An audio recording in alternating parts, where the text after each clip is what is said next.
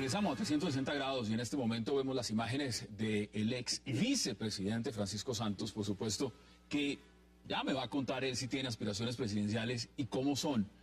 Y qué placer tenerlo y bienvenido, Francisco, porque un verdadero placer tenerlo esta noche para hablar de muchos temas. Pues Hassan, muchas gracias y simplemente antes de empezar un recuerdo a todas las familias de las víctimas del Nogal. Hace 15 minutos estaba esa bomba estallando, querían era tumbar el edificio, pusieron el carro al lado de una viga.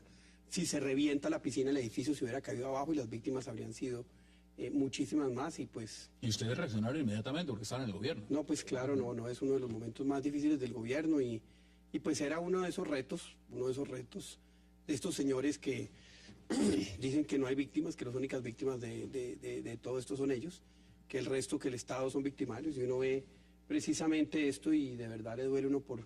A todos los colombianos. Es que le rompen Repudio es lo que produce. Mire, salió de la radio, periodista toda la vida, pero salió de la radio y volvió a la política. ¿Qué pasó con la revelación de ese proceso, de esos diálogos? ¿Eso lo sacó a los medios? Pues es una coincidencia, por lo menos. A mí nunca me dijeron nada, yo quiero ser, y en ese sentido, pues tuve 2 años maravillosos con RCN. Publiqué eso, que yo creo que es la gran chiva. Todos estamos hablando de eso. La gran chiva de los últimos 10 años en Colombia fue eso. Y me pidieron que si me iba al programa de la noche y dije no, prefiero irme. Y pues terminamos ahí esa relación. Lo cierto es que el presidente Santos la crítica le gusta cero. El presidente Santos tiene no solo de los medios, cualquier dirigente gremial hace una crítica y inmediatamente recibe una llamada dura de Palacio. ¿Y de la familia? No, la familia... Igual es una crítica que viene de adentro, esto ni siquiera es de afuera, eso es del círculo de adentro. Pues sí, desafortunadamente nos tocó ese momento familiar difícil. Lo mío es un tema político con altura que tiene que ver con críticas puntuales, falta de ejecución, la seguridad deteriorándose, un proceso de paz que empieza muy mal y que no sabemos cómo va a acabar, que puede llevar a estos asesinos al Congreso, en fin. Son críticas frente a un presidente que se eligió con unas ideas y gobernó con otras. ¿Usted se imaginaba esto? Nunca se lo imaginó. No me lo imaginé. No me lo imaginé y la verdad uno pensaba que el presidente Santos iba a ser un gran presidente, iba a ser gran ejecutor. Y cuando uno ve un gobierno que no ejecuta, un gobierno que gobierna otra vez en los conciliábulos, en los círculos más cerrados, que centralizó absolutamente todo. Usted ha dicho mermelada. Sí, claro, el tema de los auxilios parlamentarios se revivió. Que durante esos 8 años se acabaron, pero también la burocracia que pues es una manera de gobernar, pero que aquí ha sido ampliamente, digamos, repartida en prácticamente todos los sectores del gobierno central. Bueno, políticamente, ¿a dónde quiere llegar? ¿La alcaldía es el objetivo? ¿Es la presidencia? ¿A dónde quiere llegar Francisco Santos? Mire, el objetivo fundamental en estos momentos es convertir todo este proceso de opinión, gigantesca opinión que tiene Uribe en todo el país, en una gran fuerza electoral que llegue a las elecciones de marzo con Uribe a la cabeza de una gran lista de Senado y con un candidato presidencial también a las elecciones de mayo. El debate entre los precandidatos ya comenzó, estoy participando de ese debate y pues vamos a discutir las ideas como el federalismo, ideas como una justicia mucho más dura, ideas ¿Está como... preparado Colombia para el federalismo? Absolutamente. Hemos descentralizado y hemos descentralizado mal. Es como decirle a las regiones, ¿sabe qué? Quédense un poquito embarazadas. No, entréguenles los dineros, que ellos manejen la educación como quieran, la salud como quieran, el medio ambiente como quieran y el agua potable como quieran. Con la descentralización ya funcionó mal, entre otras porque el gobierno central, como tenía esa dicotomía de yo te entrego, pero no te entrego todo, pero yo te... Y yo creo que si se crea esa raya, que el gobierno central apoye la institucionalidad, creación de institucionalidad que hace falta, genere evaluación de políticas y esté muy pendiente para intervenir, que hoy no se puede intervenir, es imposible intervenir, y quitar esa competencia para recuperarla, pues se genera una responsabilidad más clara del gobernado en su región y no es el papá central el que no nos da la plata, es el papá central el que no nos deja hacer. Esos serían los puntos. Mire, en este momento he leído declaraciones y he escuchado declaraciones de lo que ha dicho, por ejemplo, el senador Roy Barreras. Dice que el puro centro democrático es puro cuento democrático. Pues lo dice el saltimbanqui y la política, ¿no? Yo no he visto una persona que dé más vueltas, bueno, un desvelado quizás, un desvelado con con serios problemas económicos, le están siendo infiel. Este señor da tantas volteretas que yo creo que la credibilidad de Roy Barreras para decir esas cosas, pues simplemente la otorga mirando a la persona quien es. ¿Cómo ve el partido de la U? Eso ya... Con una dicotomía se fue con el presidente Santos, mucha mermelada se repartió entre todos, mermelada burocrática brutal. Roy Barreras es uno de los grandes beneficiados de esa mermelada. Parte de la crisis de salud se debe precisamente a eso, pero también todo el tema de los auxilios parlamentarios. Una lista de Uribe encabezando el Senado le quita fácilmente 20 senadores a la U y la deja, sí, estoy seguro. Entonces, pues yo creo que la U... ¿Y los liberales, conservadores, ustedes los están invitando? Por el contrario, cuando los ven desde afuera dicen, ustedes forman parte de la mermelada. No, nosotros invitamos a sectores liberales y a sectores que sean afines con nuestras ideas y a sectores conservadores. Queremos ser, digamos, una sombrilla en el que inclusive gente de izquierda como Eber Bustamante, como Rosenberg Pavón... ¿Van a terminar ustedes haciendo de pronto alianza con el senador Robledo para hacer oposición? No, tenemos muchas coincidencias en algunos temas. Yo tengo coincidencias en el tema cafetero con el Polo. Yo creo que el Polo es un partido serio, hacia allá queremos ir, y a mí no me extrañaría que en 10 años los dos grandes partidos de Colombia fueran el Polo democrático y el Centro Democrático. Para allá vamos, ¿no? En este momento la gran pregunta es, ¿el expresidente Uribe encabeza o no encabeza? Y si no encabeza, ¿los demás son capaces de arrastrar votación? Dos cosas, si no encabeza yo creo que pueden salir 8 o 10 senadores, que hay mucha gente con fuerza, con una campaña al lado del presidente Uribe, y el candidato presidencial tendría que tener pues todos esos, digamos, esa simpatía, ese carisma, esa profundidad, y muy de la mano con el presidente Uribe. ¿Sí el presidente Santos es muy débil, yo lo tengo, pero el presidente Santos es muy débil. Crisis económica, proceso de paz desastroso con todo lo que está pasando. ¿Usted ha hablado que viene crisis económica? Sí, totalmente. Tenemos una revaluación del peso que está destruyendo el aparato exportador y no se hace nada. Tenemos unas importaciones igualmente que están destruyendo el aparato industrial colombiano. Hay una pérdida masiva de empleo industrial y exportador. El campo está en crisis, el café, el arroz, el maíz, y no se toman absolutamente ninguna medida. Son paños de agua tibia, porque desafortunadamente el presidente Santos, como gobierna, es desde acá, desde Bogotá, y piensa que con una varita mágica se solucionan los problemas. No ha ido a hablar con los arroceros, no ha ido a hablar con los ganaderos, bueno, no ha ido ido a hablar con los cafeteros y parece ser que lo chiflaron. Por algo será. Ahora. Por algo será, porque ha vivido de espaldas a la realidad económica del país. Ha vivido de espaldas a los problemas día a día. Bueno, pero dígame algo bueno de este gobierno, algo que le parece que haya hecho bien. Yo le digo dos cosas. Una, la Unidad Nacional de Protección. Hubiéramos hecho eso hace 30 años, nos habíamos evitado muchos muertos. Creo que el doctor Andrés Villamizar está haciendo cosas buenas. Dos, el ministro de Comunicación está haciendo una cosa muy interesante. Obviamente está enredado con la licitación 4G, pero creo que todo ese tema de Colombia Digital, la entrega de tabletas, con un problema, que es una de las propuestas que yo tengo. No hay contenido. Estos muchachitos hay que entregarles la tarjeta, hay que entregarles con conectividad y hay que entregarles contenido. El gobierno debe crear, y lo haría en un gobierno mío, un colegio de primera categoría totalmente virtual y universidad con muchas carreras también totalmente virtuales. La virtualidad es el futuro de la educación. No tiene usted que construir escuelas, no tiene que construir campus y puede diseminar información con los mejores profesores de Colombia. No tendríamos que dejar condenado a un pequeño niño de Timbiquí o de Yopal con profesores que muchas veces tienen serias deficiencias, a pesar de que los admiro inmensamente, sino que tienen la oportunidad de hacer algo complementario una vez uno descentralice la educación. Vamos a lo grueso, y lo grueso está pasando en La Habana.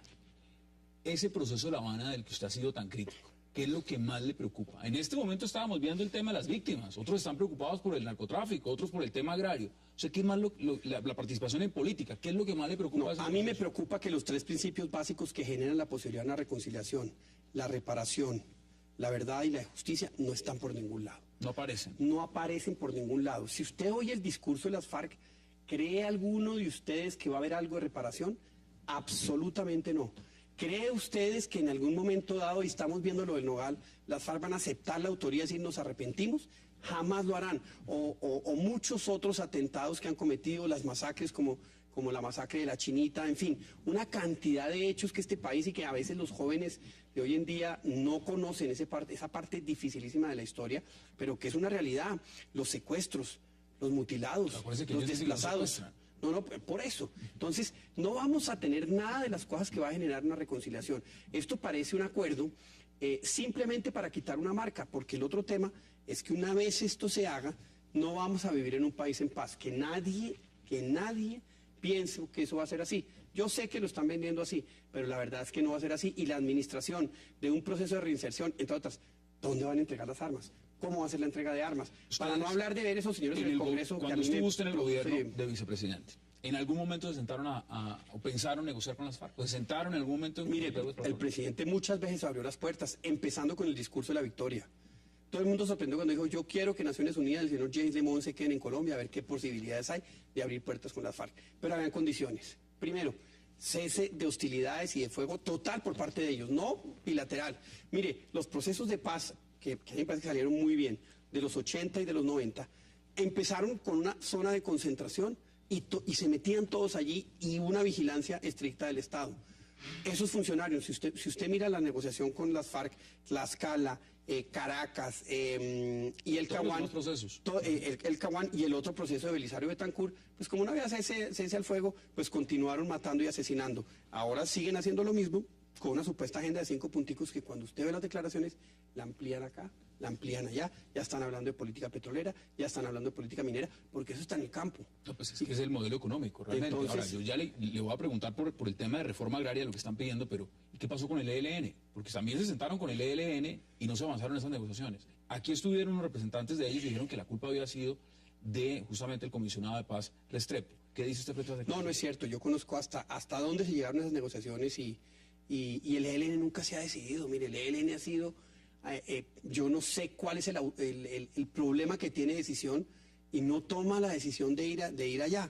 Al contrario, creo que ahorita con negocios de narcotráfico que tiene en el Cauca. Secuestro de los alemanes. Negocios de narcotráfico que tiene en el sur de Bolívar, que están reviviendo, y negocios de narcotráfico que tiene en el Catatumbo, más el negocio de la gasolina, ojo, están metidos hasta acá en el negocio de contrabando de gasolina, el ELN está volviendo a crecer y va a ser cada vez más un dolor de cabeza. ¿Usted cree que este gobierno debe en este momento, que están supuestamente pidiendo la puerta y presionando para de pronto incluirlos, debería incluirlos en una mesa de diálogo antes de que vayamos a la pausa? Pues mire, le están diciendo, ábranos la puerta con un fusil acá, ya la FARC lo hizo.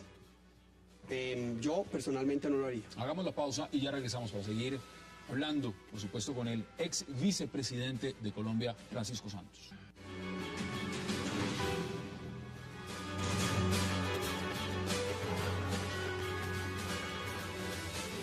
Regresamos a 360 grados en esta entrevista con el ex vicepresidente Francisco Santos. Francisco, hay varios temas. Hemos hablado de paz, hemos hablado de la lista, de las aspiraciones, de lo que quiere hacer, pero hablemos también de lo que está pasando en Colombia porque hay un tema puntual. Aquí hay un problema de justicia. Uy, gravísimo. ¿Cómo lo ve usted? Mire, lo primero es que se creó un engendro que politizó la justicia, que puso una fiscalía que no tiene responsabilidad política y cuya coordinación con la fuerza pública depende del fiscal.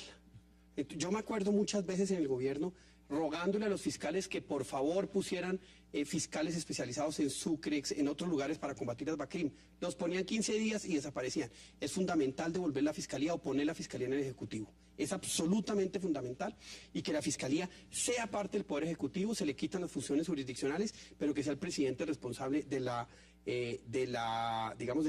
poder de acusación al lado de la fuerza pública. Sin eso, no acabamos estas BACRIM ni acabamos estas organizaciones criminales. Todos los elementos que se han dado frente a lo que usted menciona, Fiscalía, el tema de los falsos testigos, cartel de testigos, el paro judicial, el tema de las pensiones de los magistrados, ese orangután de la reforma a la justicia. ¿Cómo ve usted todo ese panorama? No, es que la justicia se politizó. Además de la Fiscalía, hay que acabar el Consejo Superior de la Judicatura, hay que crear un Tribunal Federal Electoral con funciones jurisdiccionales, no esa vagabundería del Consejo Nacional Electoral, me perdona.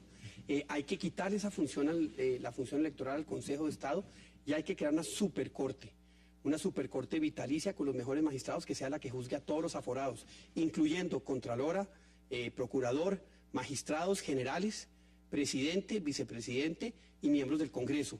Hoy en día eso no existe, con su propio poder de investigación, entre otras para acabar un tema que la gente dice, es que si la Fiscalía está en el Ejecutivo, entonces el mismo gobierno se va a tapar con las cobijas. No, se crea esa justicia muy especial para poder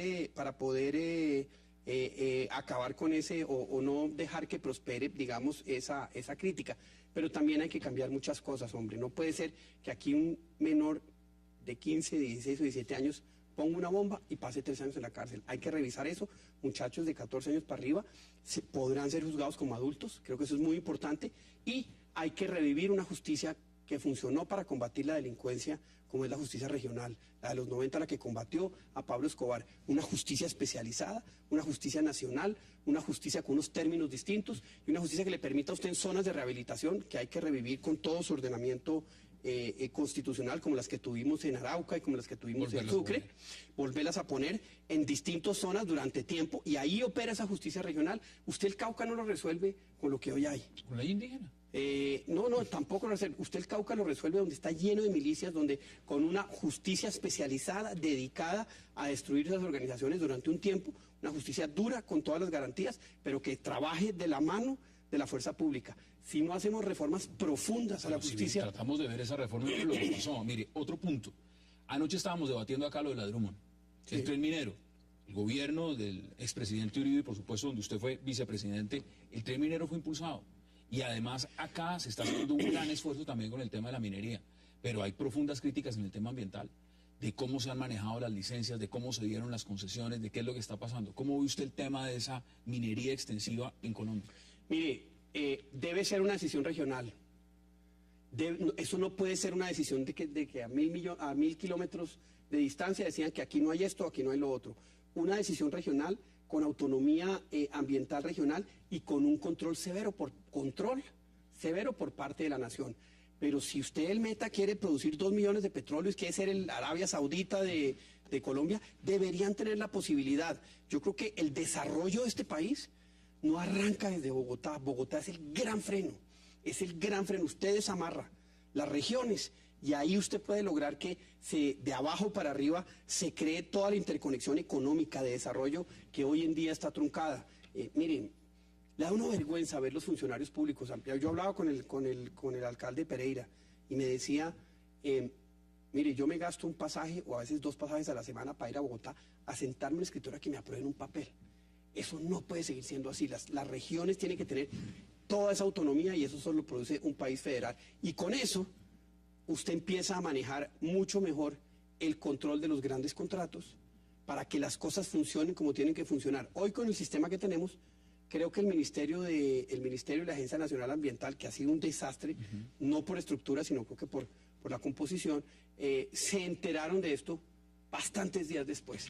Fundamental, porque vuelvo sobre el mismo punto que empezamos y es el tema económico. Este gobierno ha dicho que estamos en la mejor bonanza, estamos en el mejor momento. ¿Es eso cierto? No, no es cierto. Recuerdo cuando el presidente Santos corchó a la candidata Noemí Sanir con la enfermedad holandesa, pensamos que si le pasaba a Colombia él iba a hacer algo. No ha hecho absolutamente nada.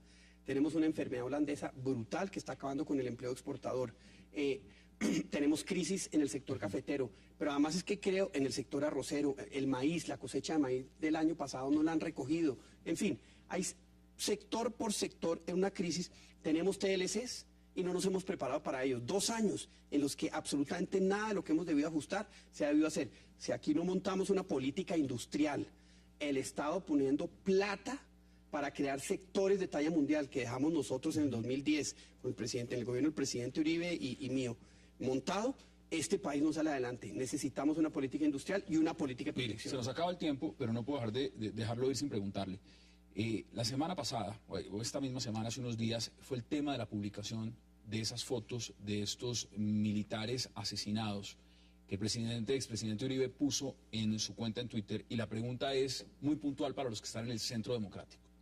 ¿Están haciendo ustedes política con el temor de la guerra, con la historia de lo que es la sangre de los soldados derramados? Porque muchos críticos de ustedes lo dicen puntualmente. Mire, le cuento mi experiencia. Estuve en Santa Marta el pasado 31. Duré toda la noche hasta las 12 de la noche hablando con los finqueros, los comerciantes. Yo quedé aterrado con el deterioro de la seguridad. Yo no pensé que fuera tan grave. Mire, yo, reconociendo retrocesos, para mí me di cuenta, los finqueros nuevamente tienen que pedirle al ejército y a la policía que los acompañen a producir trabajo, a trabajar. Los comerciantes están otra vez pagando boleta en Huachaca. Y no quiero ni saber lo que me van a empezar a contar en el Huila, en el Tolima, en Nariño, en el Meta, el tema de la extorsión. Y es una mezcla de estas organizaciones delincuenciales nuevas, producto de las BACRIMS y el narcotráfico, con la guerrilla empezando a recuperar espacios. Yo quedé muy preocupado. Por eso entiendo la angustia del presidente Uribe, porque eso que está pasando acá en Bogotá no lo reflejan y no lo sienten y no se está contando lo que sucede. ¿Se sienten con persecución, brevemente, sí o no? ¿Hay persecución contra el uribismo? Yo creo que sí hay persecución contra el uribismo, es parte de la política, esperemos que la campaña no se convierta en guerra sucia. La mejor de las suertes y estaremos muy pendientes de cómo va esa contienda en el Centro Democrático, a ver quién es el candidato. Esta gallinita, doña Rumbo, vuelve a coger fuerza. Bueno, estamos en perfecto, mirando todo lo que es la trascendencia política en Colombia y por supuesto qué va a pasar con el Centro Democrático y el uribismo. A ustedes gracias por acompañarnos, nos vemos mañana a la misma hora, a las 8 p.m. aquí en 360 grados para seguir debatiendo la agenda política de Colombia y del mundo. Es una próxima oportunidad.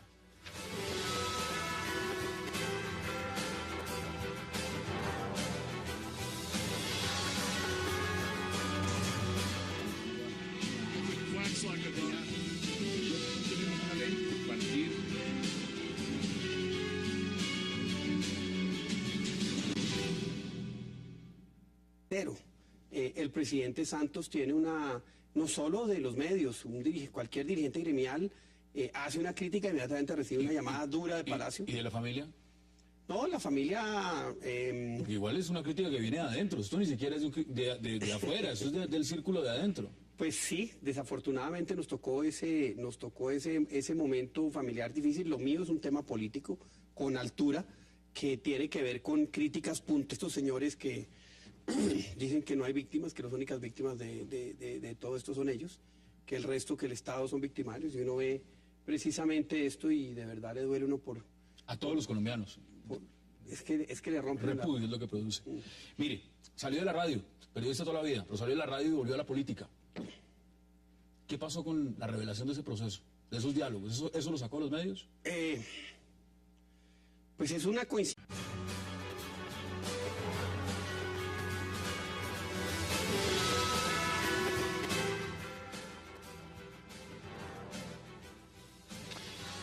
Regresamos a 360 grados y en este momento vemos las imágenes del ex vicepresidente Francisco Santos, por supuesto, que ya me va a contar él si tiene aspiraciones presidenciales y cómo son. Y qué placer tenerlo y bienvenido, Francisco, porque un verdadero placer tenerlo esta noche para hablar de muchos temas. Pues Hassan, muchas gracias y simplemente antes de empezar un recuerdo a todas las familias de las víctimas del Nogal. Hace 15 minutos estaba esa bomba estallando, querían era tumbar el edificio, pusieron el carro al lado de una viga. Si se revienta la piscina, el edificio se hubiera caído abajo y las víctimas habrían sido muchísimas más y pues... ¿Y ustedes reaccionaron inmediatamente porque estaban en el gobierno? No, pues claro, no, es uno de los momentos más difíciles del gobierno y pues era uno de esos retos de ciencia por lo menos. A mí nunca me dijeron nada, yo quiero ser, y en ese sentido pues tuve 2 años maravillosos con RCN. Publiqué eso, que yo creo que es la gran chiva. Todos estamos hablando de eso. La gran chiva de los últimos 10 años en Colombia fue eso. Y me pidieron que si me iba al programa de la noche y dije no, prefiero irme. Y pues terminamos ahí esa relación. Lo cierto es que al presidente Santos la crítica le gusta cero.